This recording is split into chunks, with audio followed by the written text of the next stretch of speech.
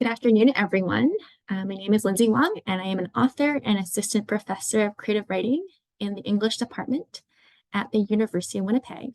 I am a Chinese woman with purple hair, and I want to welcome you to our third event for our publishing speaker series. And today we are featuring a reading and Q&A with acclaimed novelist Christine Lai. As mentioned before, today's event will be recorded. So if you do not want to be on the camera, please keep your video off. We also ask that you keep your mics muted. We have a lot of questions submitted already, so we will only turn to the chat if there is time. And I want to thank the English department and the research office at the University of Winnipeg for your support of this event. Today, we acknowledge that we live and work in the territories of the Shinnebaug, Cree, Dakota, Dene, Métis, and Oji-Cree nations. The University of Winnipeg sits in Treaty 1 territory, the ancestral and traditional homeland of Anishinaabe peoples. As a settler of color writer, I'm not only committed to honoring and following the lead of the land, water, and cultural protectors of this space, but I also am a constant and forever student of the remarkable stories and their tellings by Indigenous peoples here and around the world. So thank you for this space, and I'm very grateful to all of you for joining us today. And if you feel moved to, please share where you're coming from in the chat on Zoom. So I'm very excited to welcome Christine Lai, named a writer to watch by Publishers Weekly and the CBC. Christine is a novelist and essayist who writes primarily on art and images. Landscapes is published by Doubleday Canada and by Indie Press $2 Radio in the United States, where it has been highlighted on several most anticipated lists and selected as an Indie Next Pick by the American Booksellers Association. An earlier manuscript version was shortlisted for the 2020 Novel Prize, offered by New Directions, Fitzcarraldo Editions, and Garamondo to reward innovative novels that expand the possibilities of the form. And most recently, it was longlisted for the Republic of Consciousness Prize for Best Fiction, which is a huge award. So congrats, Christine. You can see this beautiful cover. Christine, it's an amazing book. Christine holds a PhD in English literature from University College London. So thank you so much for joining us today. Thank you so much for having me. Thank you for the invitation, Lindsay, and thank you to the English department at the University of Winnipeg for having me. I'm really thrilled to be here, and I apologize beforehand for any coughing. I was tested positive for COVID earlier this week, so I'm still recovering. And so if I'm a bit slow when answering questions is because of the brain fog and the fatigue. But my voice is much improved, so hopefully, if there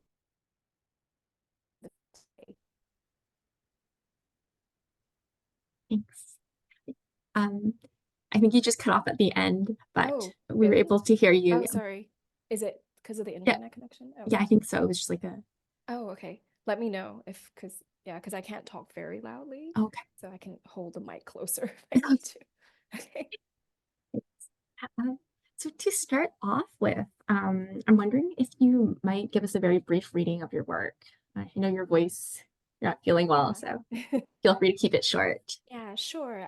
So I know that the students read chapter 1 of Landscapes, and so I just wanted to give them a taste of like the other parts of the book.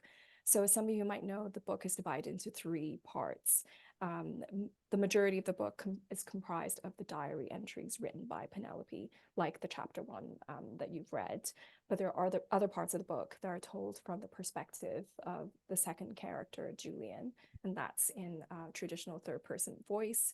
And there are also these essays interleaved in between the different chapters, and the essays are focused on art history. So I'll just be reading from the prologue, which is one of the art essays, and I'll be reading a short excerpt from chapter 6, which is one of Julian's chapters, just so you can kind of see the slight differences in the style and the voice. Okay, so this is just the prologue. And Lindsay, do let me know if I cut off or you can't hear me. Okay, so prologue. Throughout his long career, the 19th century English painter, J.M.W. Turner, returned repeatedly to the Ehrenbreitstein fortress in the German town of Koblenz. For centuries, a fortified edifice stood on the site that overlooks the confluence of two great rivers, the Mosel and the Rhine. Ehrenbreitstein was once a Roman military fort, the home of a holy relic, a symbol of successive regimes of power, and the target of countless attacks. During the Napoleonic Wars, the Prussian defenders lost Ehrenbreitstein to the French army, who destroyed it ahead of their retreat. The fortress lay in this state of devastation when Turner first encountered it on his tour of the Rhineland. On his subsequent visits to the region, he would have seen the rebuilt, grander structure.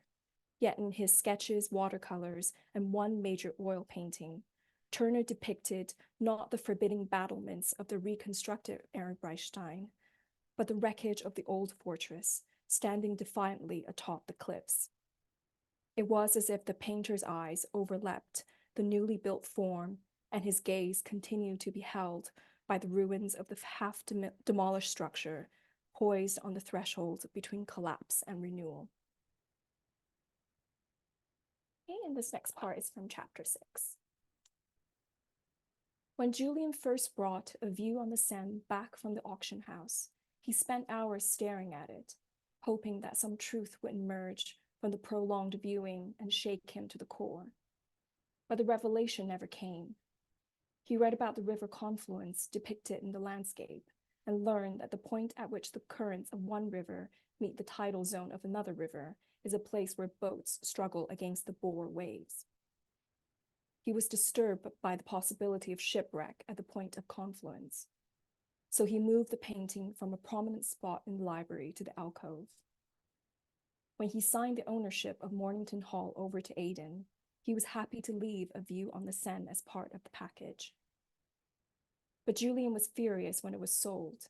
He was angry at Aidan for having driven the house into financial ruin, but also angry at himself for not having gone back to study the painting one final time, to try to understand it at last. This present journey back to the house is, for Julien, a journey back to the Turner, even though it is no longer there, and even though he never loved it in the first place. He would like to stand in front of the empty space in the wall and imagine that moment of complete comprehension, that moment when the veil is lifted. He thinks of Penelope, sitting on the veranda at Mornington, her face lit by lamplight, telling him about Turner's use of color and light. He enjoyed looking at her when she described an artwork. Could Penelope be considered beautiful? He was uncertain. In her youth, she had a softness in her features, grace in her movements, a charming smile, but she was not attractive in the conventional sense. Julien surprised himself in not caring. The music playing through his headphones is approaching what Mahler referred to as a cry of despair, the softer and softer notes that lead towards silence.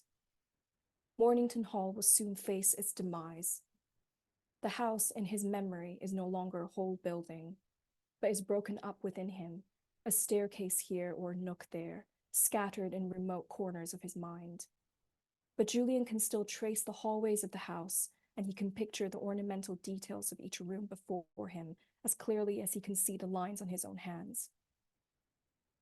He opens the old aerial photo of Mornington on his tablet, silent and serene in the lost greenery of the English countryside. But he remembers the noise of renovation, the conversations in the dining hall, and the sound of cooking in the kitchen. Then, at the center, the column of books that he knows he might never see again. A dramatic sequence in the symphony rouses him. The coffee has gone cold. Julien pays and tips the waiter generously for allowing him to sit undisturbed for many hours. He packs up his belongings in a hurry. These thoughts about Mornington compel him to move forward again. I'll just stop there. Thank you so much. That was so beautiful. As I always say, you craft these amazing sentences. You can just sit and listen to the rhythm all day. And your work is it's so imagistic and atmospheric. And I encourage everyone to read the whole novel.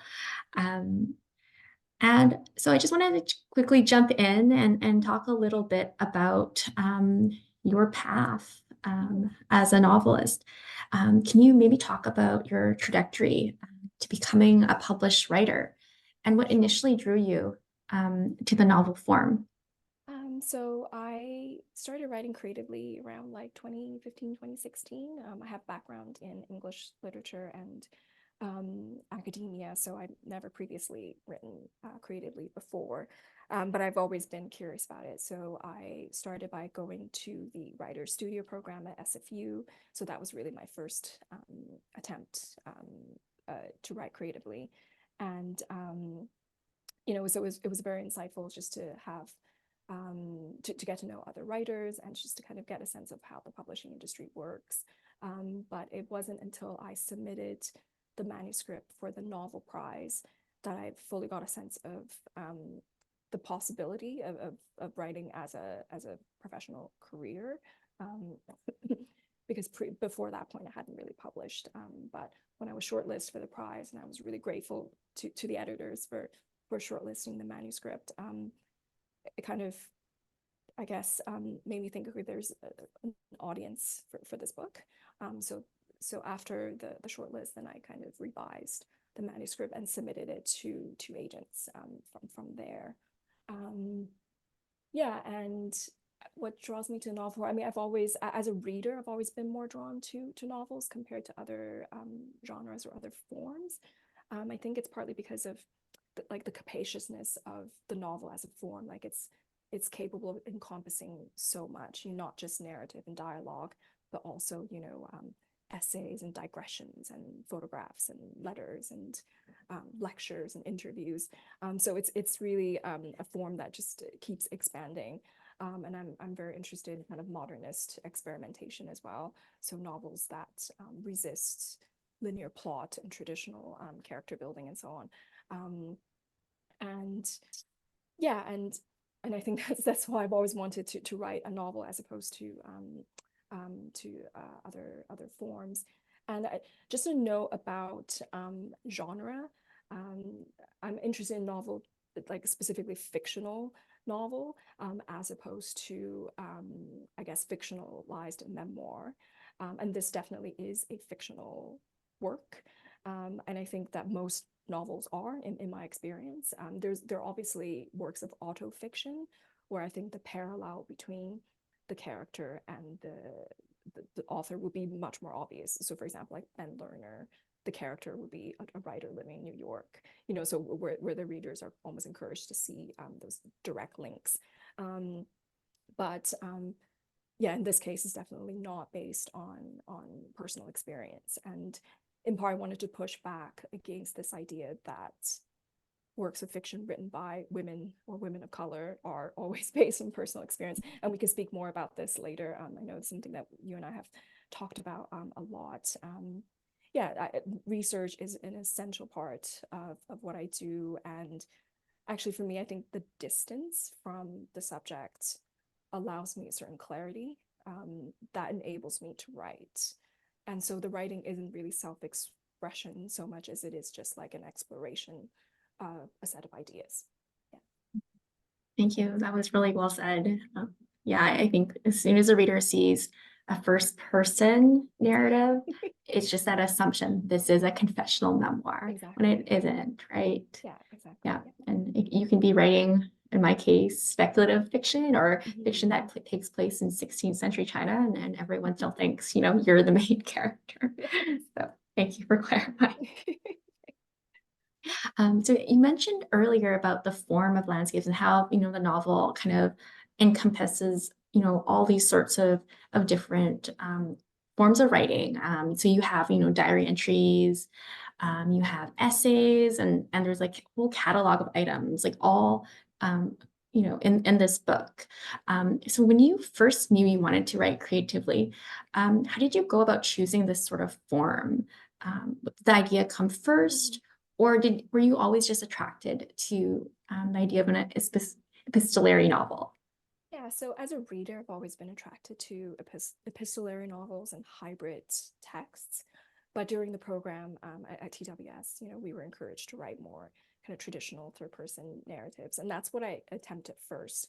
So the initial draft for Penelope section was third person voice. But I felt like something was missing. So when I changed it to the diary form, then it felt like everything was falling into place. So I just kind of went with that, and started bringing in all of these different elements to kind of add layers to the text. Yeah, I guess I'm just interested in fiction that, yeah, play with form, but that also kind of capture something of the rhythm of everyday life and the way that we experience the world, which isn't linear and isn't neat or polished. I mean, we all consume so many different things throughout a given day. We think so many disparate thoughts that are not necessarily connected. So there's no like kind of cohesiveness to our days. And so I wanted to capture that bit through, bringing in all of these different objects and artworks. And one of the novels that was very influential to me was Rilke's 1910 novel, The Notebooks of Malta Lauritz Brigge, which is, it takes the form of like notebooks or jottings. And, he has like narrative followed by an essay, and that goes back to memoir. So all these like different forms that's mixed in, and it's very very modernist, and I think very much ahead of his time. So when I read that, I just thought it was just mind-blowing to me that a novel could look like that. So I wanted to kind of write towards that. Mhm. Yeah, I love that idea. And I've heard you say that, you think of a novel as a box, right? Which is such, a brilliant idea. And I've had, students always come up to me and they're always saying like, I have this wonderful idea, but how do I put it into shape or structure, right? So what comes first? And that's Yeah. really interesting that you. Yeah, often you just have to experiment and try a few different things, and then something will feel right, Mhm. and then everything else fall into place. So I think it's just about like not being afraid to try something that is different, or something that might seem unconventional. Yeah. Mhm. Yeah, I feel like there's like more unconventional novels now in publishing, Yes. especially in the US. Yes. They really like the whole idea of the hybrid novel, of like, different types of writing in it. It's not just something linear, right, from point A, B, and C. Yeah, I think you're right. I think it's definitely becoming more common. Maybe not so much in mainstream publishing, and I think it's very much within like the literary fiction genre. I don't know how much this would appear in like other genres, Mhm. but certainly within literary fiction, it's nice to see more experimentation. Yeah. Great, thank you. And this is a question I always ask other writers. Do you view your creative process differently now in comparison to drafting your first book? I find for me, I do a lot more outlining now. When I first started, it was sort of like, oh, here's a messy draft, and now I'll just, revise it. But I find it so hard now if I were just to write and then have to rewrite from the very beginning, especially being long form. Um, has it sort of changed how you write? Um, I think I'm definitely more aware of my weaknesses as a writer. So as I'm, starting a second book, I have those weaknesses in mind, so I know how to kind of avoid them more efficiently. um, and but I think in terms of process, um, I'm trying to kind of take the best parts of the first book, like in terms of the process, and try to replicate those parts as much as possible. So I relied a lot on like chance, like chance encounter with certain ideas or images, and allowing chance to play a role in the writing process. So the book was not planned beforehand. There was no blueprint. I really Mhm. just had the setting of the ruinous country estate and a woman in the house, and a lot of the other elements kind of just happened somewhere along the way. So I'm gonna kind of embrace that more with the second book, and just to see what that might look like at the end. I mean, I think I'm still interested in a lot of the same imagery and subjects, but the setting and the structure will look very different. Mhm. It's interesting to hear your process because I find that as I write, each book seems to get harder for me to write. Yeah, I don't it know if doesn't get that's true. easier. It doesn't get easier, no. You would think that No, once you've done one, it would get easier, but it does not. no, know, because each book is different. Yes, as all the writers in the audience know. I see nodding. Um, in your interviews, you've mentioned being influenced by Ishiguro's Remains of the Day and other books written in diary form. In my workshops, I'm always talking about literary genealogy. And I'm wondering if you might discuss how some of these literary grandparents or cousins or aunties, they help shape your first book. Um, yeah, I mean, I love Ishiguro's works, and I did want to nod to Remains of the Day, you know, and the kind of tradition of the country house novel. But actually, the comp at the back of the book, so the comparison to Ishiguro was actually the editor's choice. And as writers in the audience will know, that comps are, you know, predominantly a marketing tool, and they don't necessarily speak to, I guess, the actual writing itself. So my original comps were considered not famous enough, so were not included. But you know, amongst contemporary writers whom I consider very important, whose works are very important to my own, are Teju Cole, Kate Zambrino, um, and Aishiko Savage. And I was very lucky that Kate Zambrino and Aishiko Savage actually blurbed the book. Yeah, I also read a lot of works in translation. I mean, most of the fiction I read are works in translation. So I'm also very influenced by the Polish writer Olga Tokarczuk, whose novel Flights is absolutely spectacular. So I highly recommend it if you haven't read it. She just reinvented the hybrid form. And also, I love the German writers Esther Kinsky and Jenny Erpenbeck. In terms of this particular book, the writer I refer to the most, like in terms of allusions, is probably the German writer W.G. Seybold. So there are a lot of references to particular parts of his works. The American edition comes with endnotes that actually have the page references, and the idea of the dilapidated country estate actually comes from Seybold's novels, because there are multiple ruinous estates in his books. Yeah, so I feel like, you know, there are just certain writers who you just feel like you have an affinity with, and you just kind of keep returning to their works. I don't really have a particular reason why. Someone asked me why I'm so drawn to German language writers, and to be honest, I don't know if there is like a very obvious answer. I just think that, you know, I've read a lot of German literature, and I love Kafka, so there are many references to Kafka throughout the book as well. So yeah, so I think it's just a kind of a strange and bizarre affinity I have with certain texts and writers. Yeah, and I think Because it would change with each different book. yeah, because when we're writing, we're never just writing to ourselves, even though we like to No, pretend we are. It's always we're always in conversation with someone, exactly. right? Exactly, absolutely. Yeah, yeah. And I mean, you know, with the second book, I have like a whole new set of references and books that I want to be in dialogue with. So that's very exciting, just discovering this new network of writers, you know. I think I was telling you about the Japanese writer Kobo Abe, whom I recently discovered, and I'm just absolutely astounded by everything he's written. So I think that, you know, the next book will be in dialogue with his works. Yeah. That's amazing. Thank you.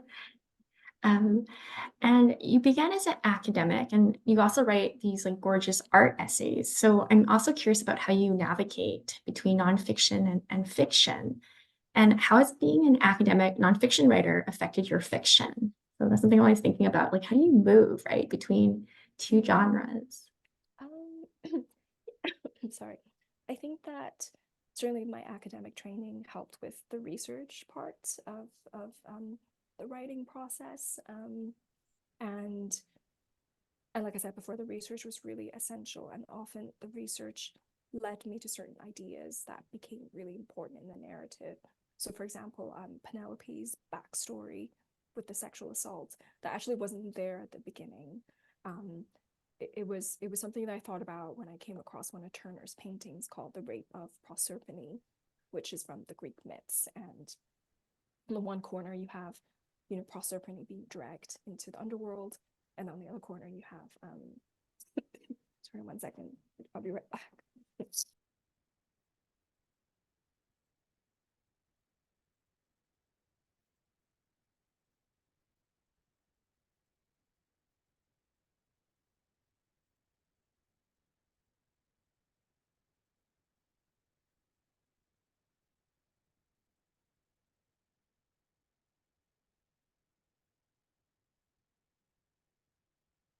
We'll just take I guess, a quick break.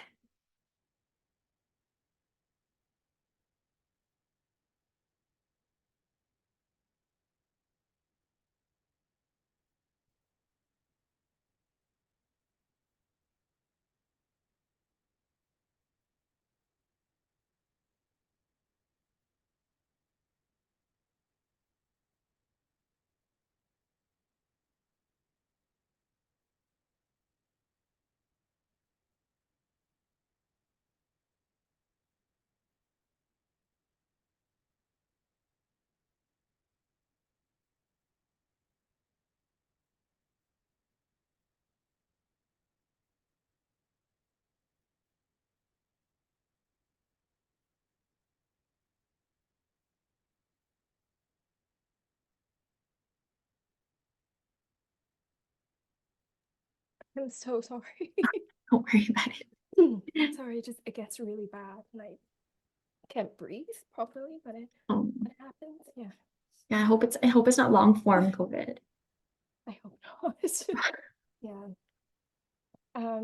What was I saying? Oh yeah, so the painting, and so you have Proserpine in one corner, and the other corner there is a tree with bare branches, and in the back there is the ruins of like a castle.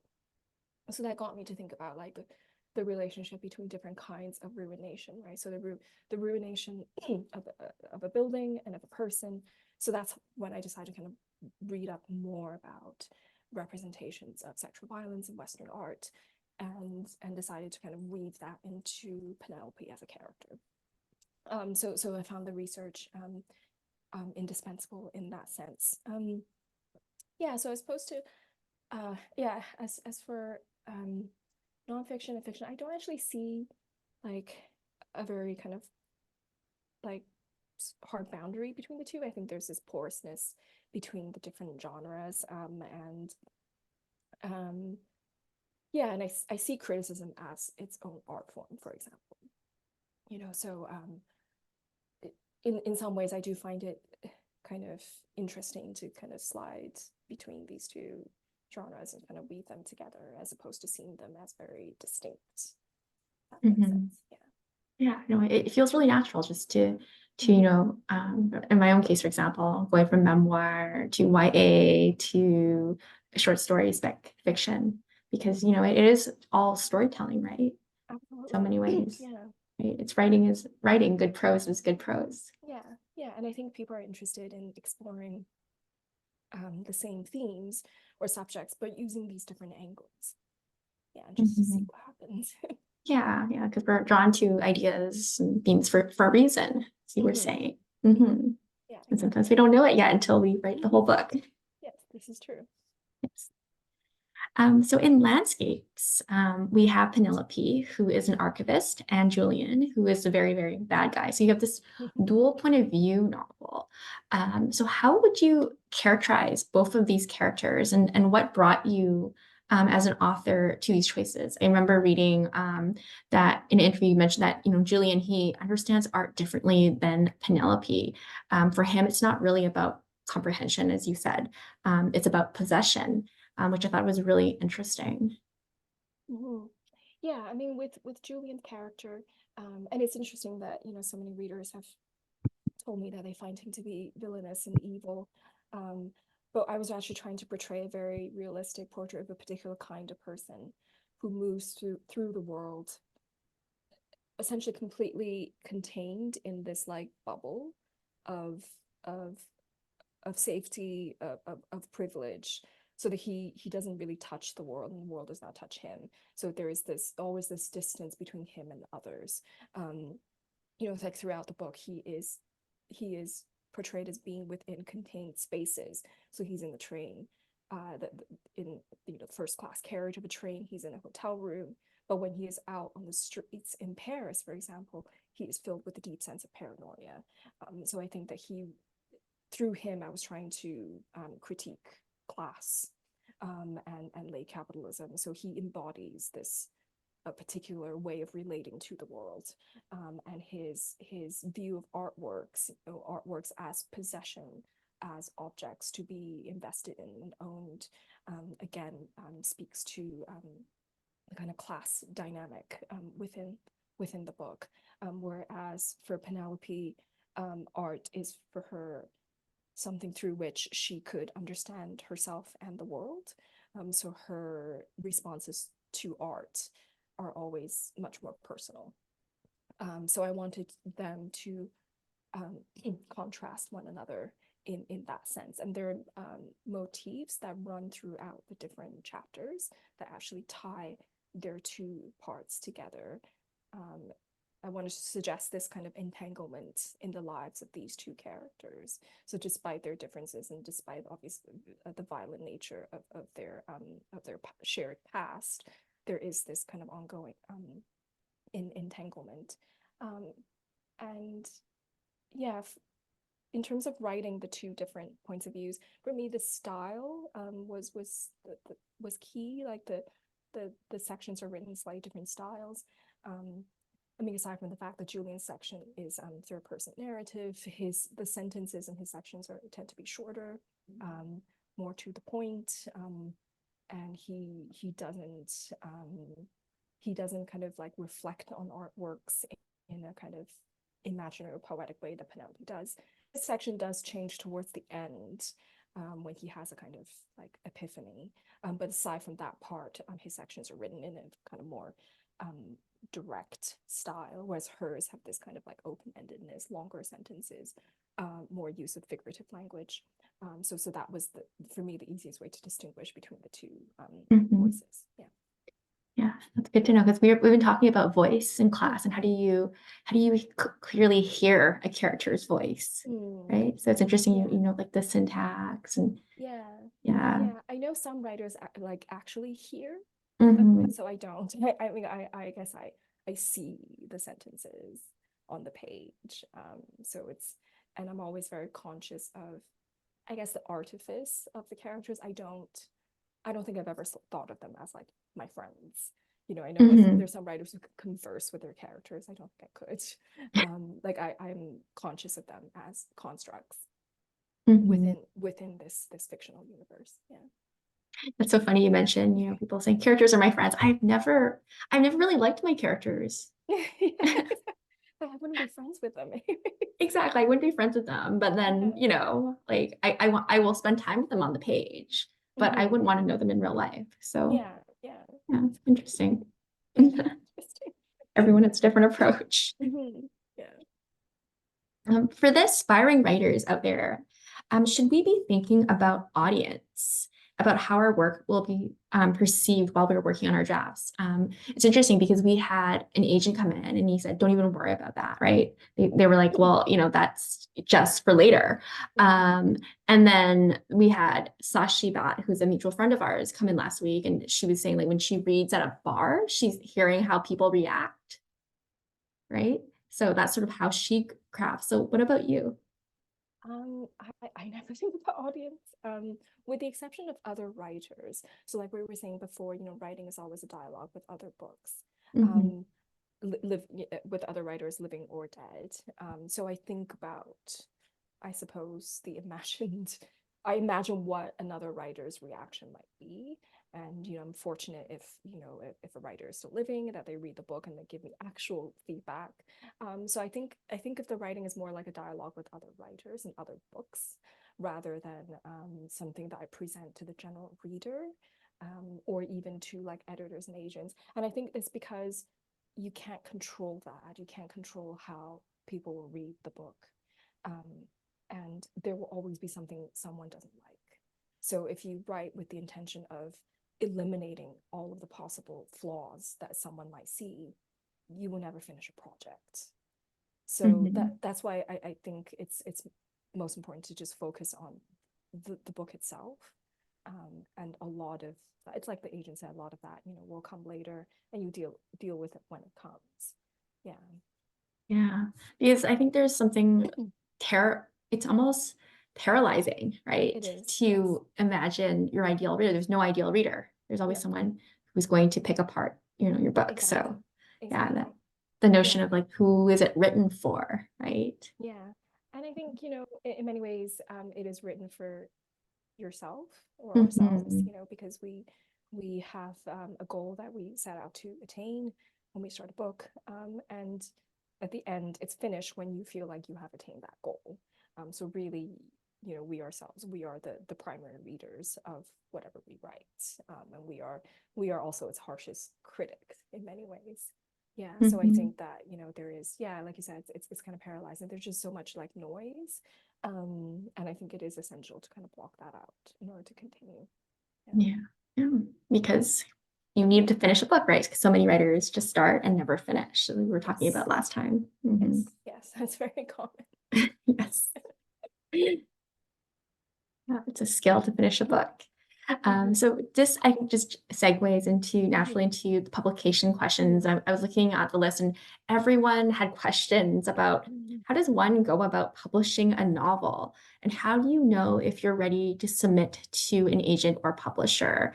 A lot of students always ask me, like, do I need a writing group? How do I Mhm. find people to critique my novel? How am I ready to find an agent? Do I need all these, Mhm. industry connections? Mhm. Yeah, I mean, I think everyone's publishing path is different. But generally speaking, I think finishing the work is the most important thing. And I would say that in connection to that, reading widely is the most important. Um, not just reading the bestseller list or the prize winners, but really knowing what is being published today and by whom. Because I've always done that as a reader, and I didn't know until I started writing that knowledge was actually very useful during the publishing process, because it meant that it enabled me to place my book in this very vast landscape of contemporary publishing. Because people, when they submit to agents, when they want to come up with a comp, they always name the most famous writer there is, like, I don't know, Margaret Atwood, and so that's not necessarily effective. But if you can pinpoint a specific part of the market that your work belongs in, that I think is something that will pique an agent's interest. It shows that you have knowledge of the market, it shows that you have read widely, and so on. So I think that that's really key. Um, do you need a writing group? No, I would say no. Though I guess maybe that is genre dependent, I'm not sure. I feel like with literary fiction, which is really all I know, I would say that that's not the case. And in fact, I would be very cautious about the people that you choose to be beta readers or to be readers within a writing group, because I've had negative experience really early on, when I sent the first 2 chapters to a fellow writer, um, an acquaintance, who actually told me to give up on writing and that I should find a different hobby. Oh Um, no. and that's because she writes primarily YA. So, be careful who you show your manuscript to. You want to make sure that this person is someone who understands what you're doing and is trained in like critical analysis and literary analysis, which is not the majority of people. So I think that's what I found in the past.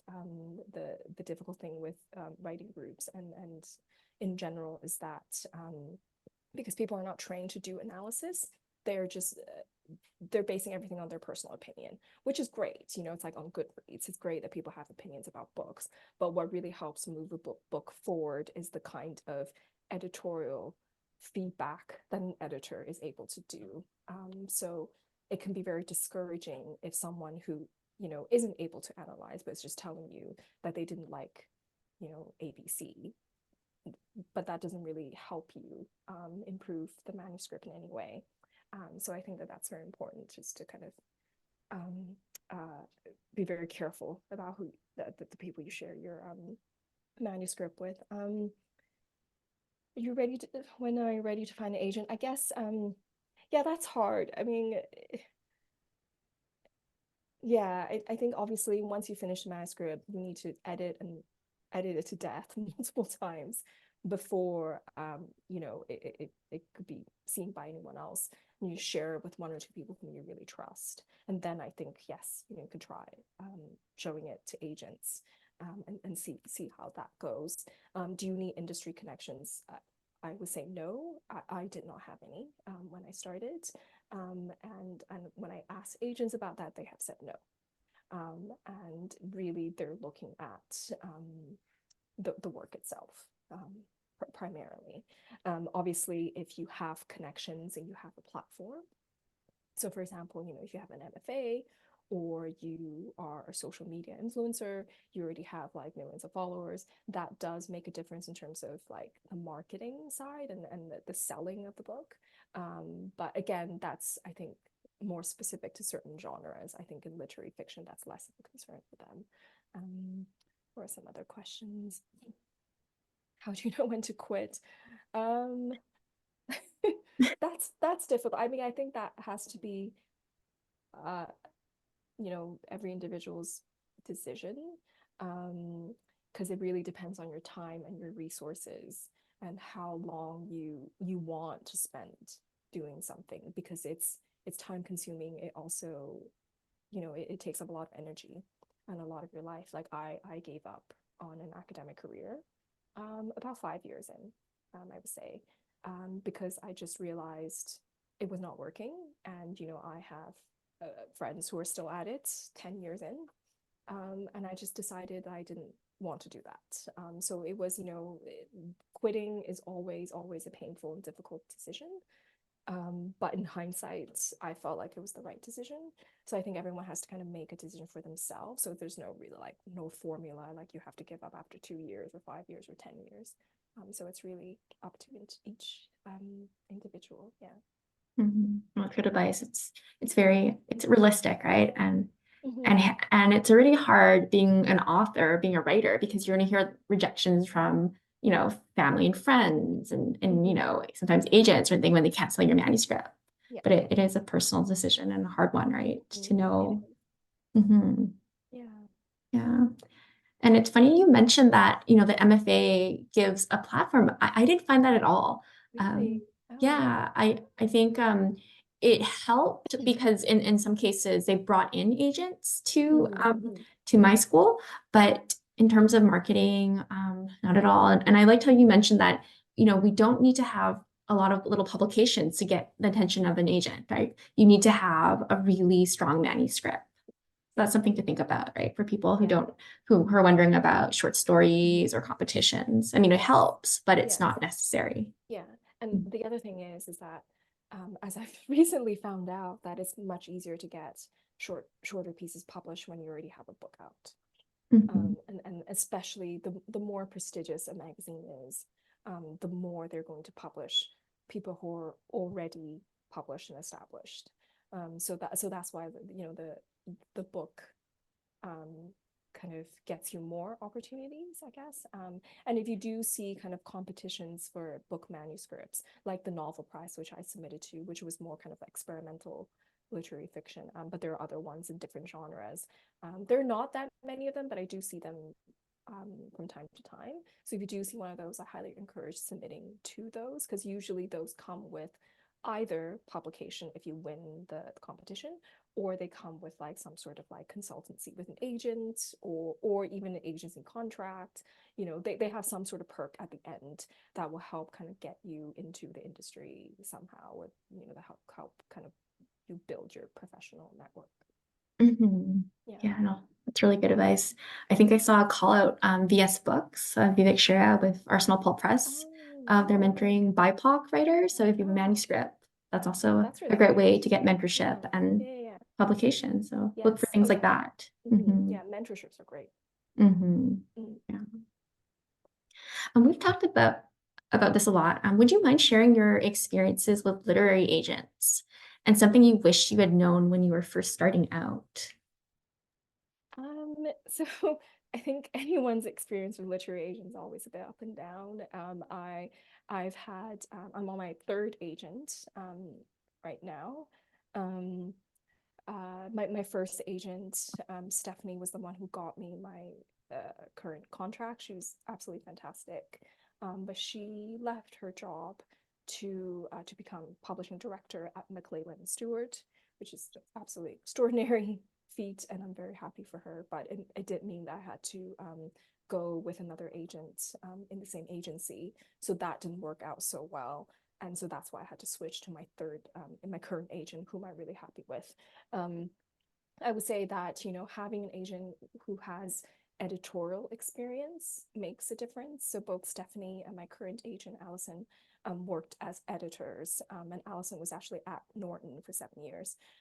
So that means that, when the manuscript is ready to be seen by someone else, the agent will help edit before it goes out to editors. So it's just like an extra person that you can kind of lean on for editorial feedback. And I would say that an agent who likes similar books that you do, which sounds kind of a bit strange requirement, but I found that when I was looking for agents, that helped me decide if someone would be a good fit. If I know what they like and it aligns with what I like, that means that, okay, we have similar ideas of what I would like to achieve. It would just be easier when we have conversations about the future. And what do I wish I had known?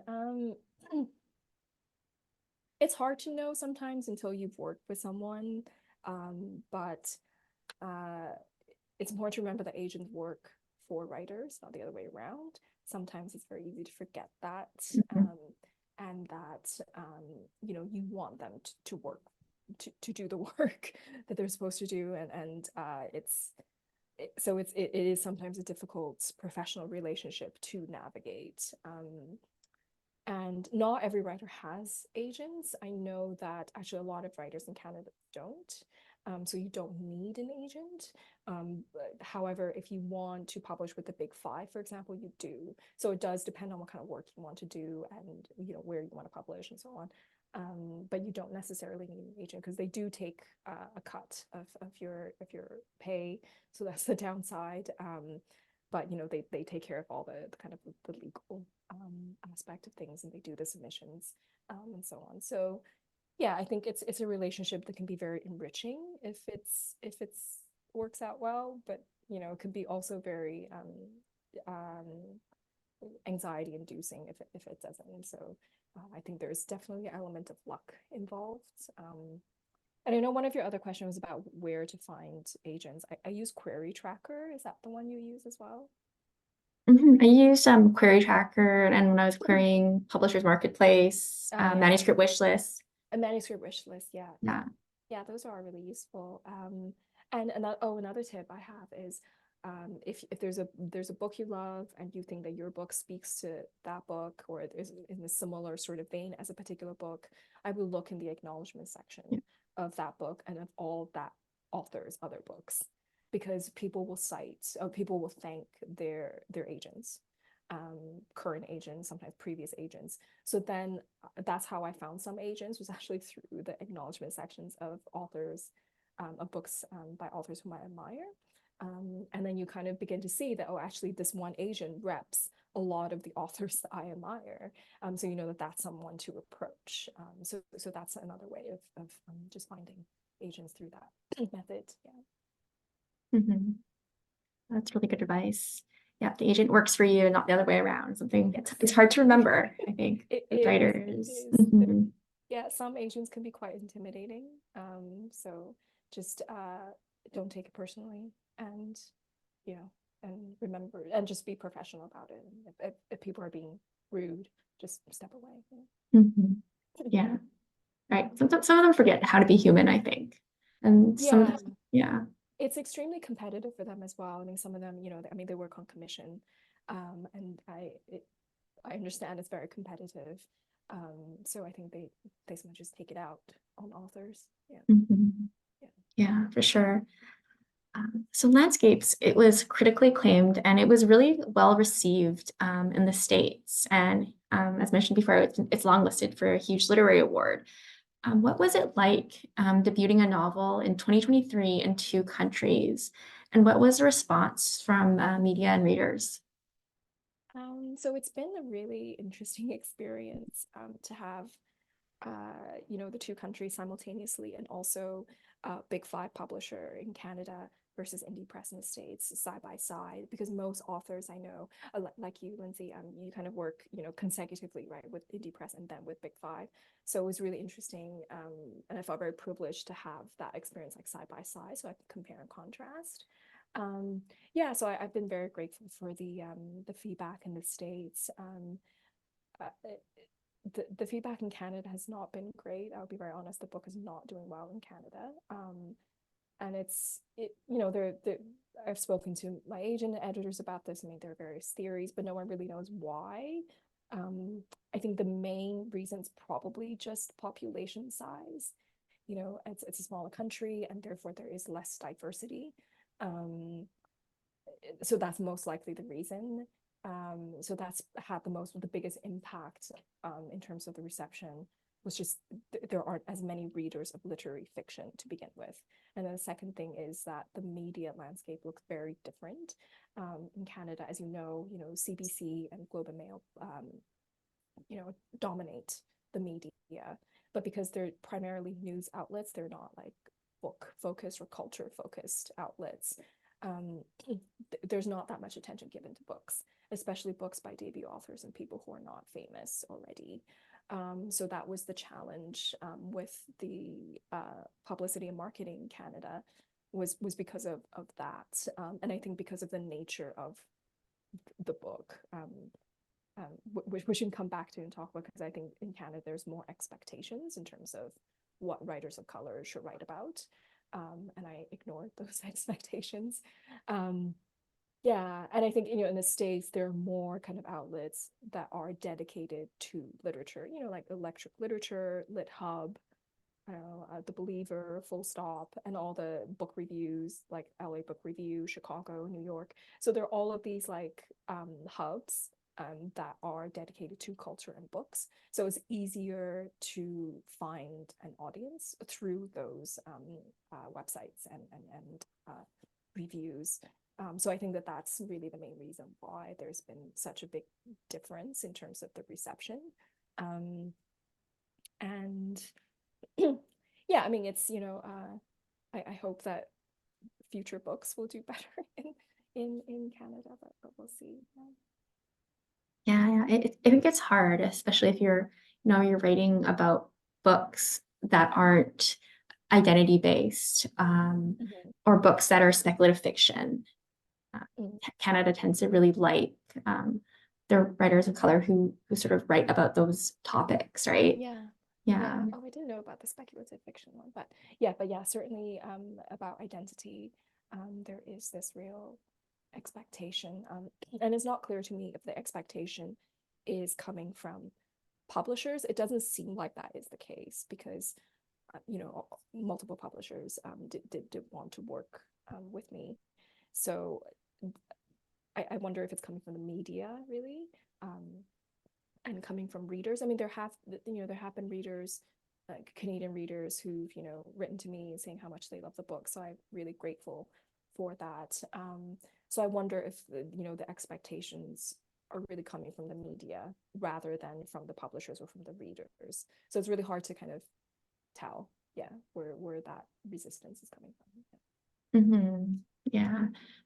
It's really hard, right? Having, like, here are our books. We've worked so hard on them, Mhm. right? And then to have that reaction from, the media or readers can be really disappointing. Yeah. Um, yeah. And so that brings me to my next question. Like, we had coffee last week in Vancouver, and we were talking about, how the life of a writer seems really glamorous. You see on social media, like they're going to events, they're signing books at a table, but it's really just in so many ways, just staying home and spending hours doing the hard work. And then, as we mentioned, there's also the disappointments, right? Lack of sales, negative reviews, being overlooked for opportunities. So how do you manage it all? Especially rejections. I think I have like students always ask me, how do you handle a bad review? right? How do you keep going? Yeah, I mean, I think it's something that always still working on, like how to handle all the negative aspects. I definitely having great writer friends like you helps a lot. You know, when we can just get together, we can rant about everything, just kind of get out of our system. I think that that's essential, having other writers who understand what you're going through, because non-writer friends and family won't necessarily understand. And this is something that, you know, is key, is that because people are seeing it from the outside, but someone who's kind of living through it will understand it. So it really helps to have that support in that community. Um, Also, sometimes I think just, I don't know, just staying offline for a period of time and just diving into books and kind of remembering why I'm doing this, remembering why I love literature.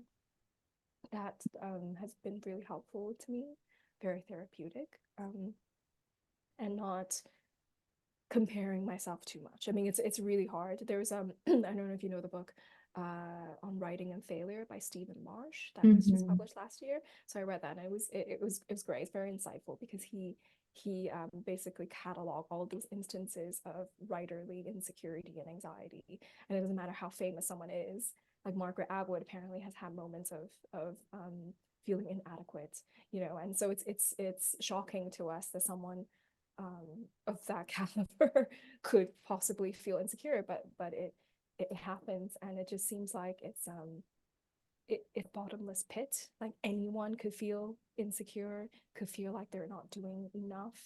Um, so I think it's key to just kind of take a step back and not look at things like prizes, awards, sales data, and all of these external things, and just focus on the work itself. And ultimately, I think personally, what I want to be able to achieve is just to put out a body of work that I'm proud of, and that I think that I have, you know, that speak to my particular interests and obsessions over a specific period of time.